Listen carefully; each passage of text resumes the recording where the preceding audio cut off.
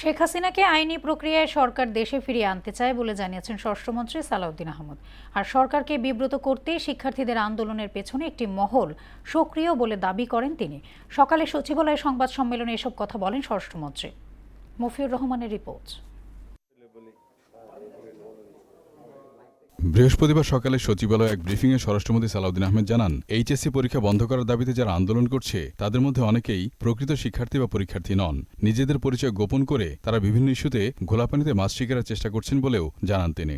নিজেরা নিজেদের পরিচয় গোপন করে এখানে একটা ঘোলা পানিতে মাছ শিকারের ব্যবস্থা করতে চায়, সেটা দৃশ্যমান হয়েছে।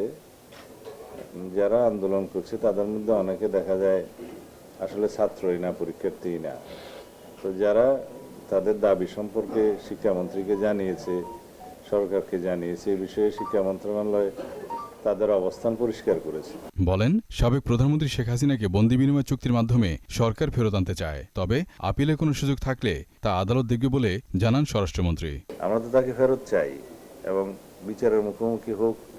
ইতিমধ্যে যেহেতু তিনি সাজাপ্রাপ্ত হয়েছেন, আদালতে তার আত্মসমর্পণের সুযোগ আছে কিনা সেটা আইনজ্ঞরাই বলবেন। তবে সাজাপ্রাপ্ত আসামি হিসাবে দেশে ফিরলে তাকে গ্রেফতার করা হবে এবং রায় কার্যকরের ব্যবস্থা নেওয়া হবে। দেশে কোনো উগ্রবাদী সংগঠন আছে বলে সরকার মনে করে না বলেও দাবি করেন তিনি। হুজুগে কিছু মানুষ আমাদের ধর্মীয় সেন্টিমেন্টকে কাজে লাগিয়ে এগুলো হয়তো করার চেষ্টা করছে। আমরা ইংরেজিতে বলি যে এরা হয়তো এক্সট্রিমিস্ট, কিন্তু আমরা মনে করি না দেশে এরকম কোনো সংগঠন আছে, অস্তিত্ব আছে বা জঙ্গিবাদী তৎপরতা আছে, সেটা আমরা মনে করি না।